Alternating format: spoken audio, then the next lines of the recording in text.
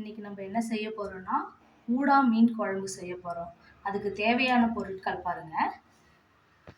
சின்ன வெங்காயம் ஒரு 1/4 கப் அளவுக்கு எடுத்து வச்சுருக்கேன். பூண்டு ஒரு 2 பூண்டு உரித்து வச்சுருக்கேன்.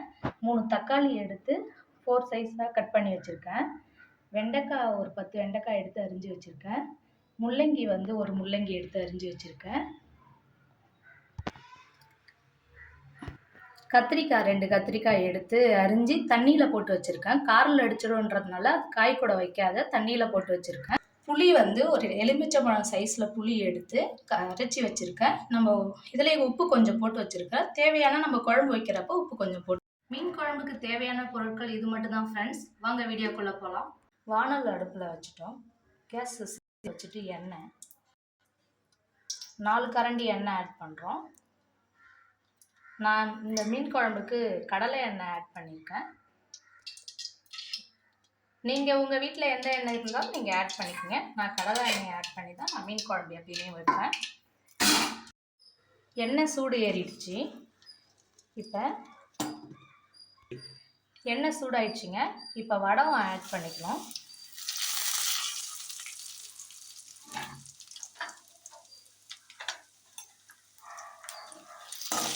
வடகம் கொஞ்சம் நல்லா பொரிஞ்சதுக்கப்புறம் அரிஞ்சு வச்சிருக்கிற வெங்காயத்தை ஆட் பண்ணுங்க.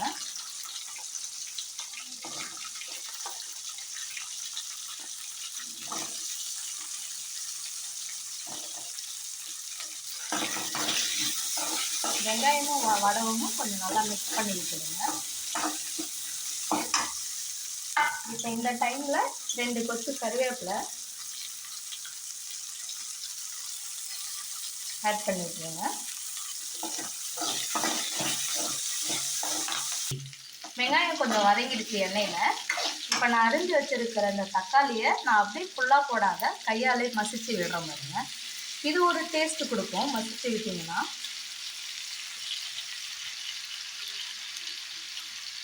இந்த மாதிரி நல்லா கொஞ்சம் பழம் தக்காளியாக எடுத்துக்கங்க. கொஞ்சம் காயாக இருக்க தேவையில்ல. இந்த மாதிரி கொஞ்சம் கொலன்னு இருக்கிற தக்காளி எடுத்திங்கன்னா கொஞ்சம் அதை மசிச்சு விடக்குள்ள இதோட இந்த மீனோட டேஸ்ட்டு வேறு மாதிரி வருங்க. இப்போ இருக்கலாம். இப்போ இந்த வடகம் வெங்காயம் தக்காளி எல்லாமே பாருங்கள் கொஞ்சம் நல்லா பொன்னிறமாக மாறுது பாருங்கள். தக்காளி பாருங்கள் நான் அறியாத போட்டதுனால நீங்கள் எப்படி இருக்குன்னு சொல்லிட்டு யோசிச்சுருக்கீங்க.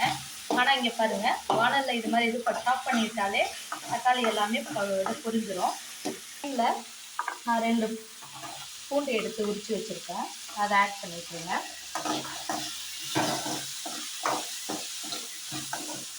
இந்த வடகம் போட்டு மீன் குழம்பு வைக்கிறது அது அவ்வளோ சுவையாக இருக்குங்க. நீங்கள் எப்பயுமே மீன் குழம்பு வைக்க ட்ரை பண்ணிங்கன்னா வடகம் போட்டு மீன் குழம்பு வைக்க ட்ரை பண்ணுங்கள். வீட்டில் எல்லாருமே கொஞ்சம் வித்தியாசமாக இருக்குன்னு சாப்பிடுவாங்க. இந்த டைமில் இப்போ வெண்டைக்காய் அரிஞ்சு வச்சுருக்கோம். இதோடைய குழகுழப்பு கொஞ்சம் போகிறதுக்கோசம் சும்மா லைட்டாக மிக்ஸ் பண்ணி விட்டுடுங்க. வெண்டைக்காய் கொஞ்சம் அந்த குழகுழப்புலாம் போயிடுச்சு பாருங்கள். இப்போ இந்த டைமில் முள்ளங்கி நான் அரிஞ்சு வச்சுருக்கேன். அந்த ஒரு முள்ளங்கி எடுத்து ஆட் பண்ணிக்கோங்க.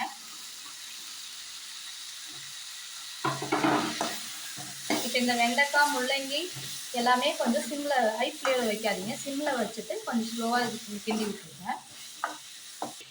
இப்போ அரிஞ்சு இந்த டைமில் எண்ணெய் பாருங்கள் பிரிஞ்சு வந்துருக்கு பாருங்கள். இந்த டைமில் இந்த கத்திரிக்காயை ஆட் பண்ணிடுங்க.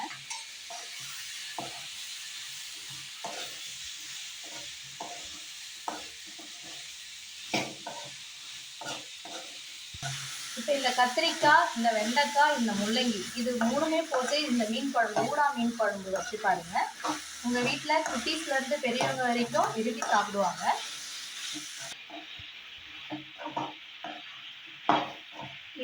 இந்த ஊடா மீன் குழம்பை சாப்பிட்றவங்க ரொம்ப முக்கியமானவங்க யாரெல்லாம் சாப்பிட்லாங்கன்னா பால் ஊற்றும் தாய்மார்கள், அதுக்கப்புறம்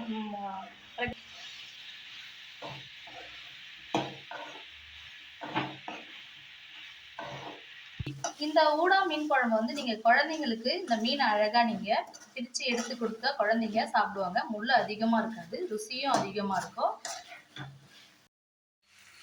இப்போ இந்த டைமில் மஞ்சள் தூள் ஆட் பண்ணிக்கங்க ஒரு 1/4 டீஸ்பூன்.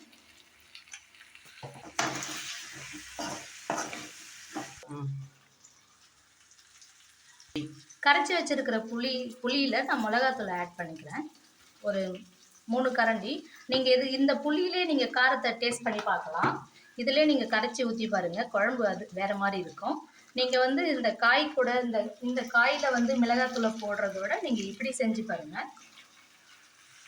இந்த மாதிரி செஞ்சு இப்போ பார்த்தீங்கன்னா உங்களுக்கு குழம்போடைய டேஸ்ட் வேறு மாதிரி இருக்கும். இப்படி நான் ஏன் கை வச்சு எடுத்துக்கிறேன்னா, இதில் லாஸ்ட்டாக ஏதாவது திப்பி ஏதாவது இருந்ததுன்னா, புளியோட திப்பி மிளகாத்தூளோட திப்பி இருந்ததுன்னா அதை எடுத்துடலாம். இப்போ இதில் கொஞ்சம் தேவையான உப்பு, நான் கொஞ்சம் உப்பு கம்மியாக போட்டேன், அதனால் நான் கல் உப்பு தான் ஆட் பண்ணி குழம்பு வைப்பேன் எப்பயுமே. இப்போ ஒரு இது பண்ணிவிட்டு உப்பு காரம் புளிப்பு எல்லாமே கரெக்டாக இருக்கான்னு சொல்லிட்டு நீங்கள் இப்படி பார்த்துக்குங்க. இப்போ இந்த டைமில் இப்போ மூடி வச்சு ஒரு 15 நிமிஷத்துக்கு இதை சிம்மில் வச்சு கொதிக்க விடுங்க. 10 நிமிஷம் ஆயிடுச்சு. இப்போ கொஞ்சம் நல்லா கொதிச்சு இருந்திருக்குது குழம்பு. ஒன்று எண்ணெய் இப்போ தான் பிரிய ஆரம்பிக்குது. எண்ணெய் நல்லா பிரிஞ்சு வந்துடுச்சு பாருங்க.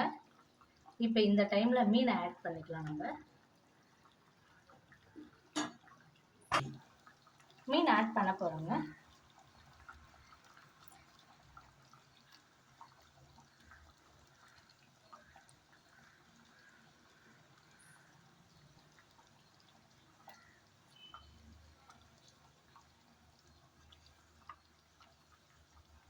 மீன் ஆட் பண்ணி ஒரு 2 நிமிஷம் மட்டும் அடுப்பு சிம்மில் வச்சு கொதிச்சா போதுங்க.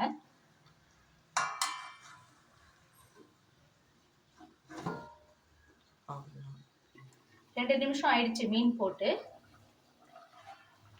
பாருங்க.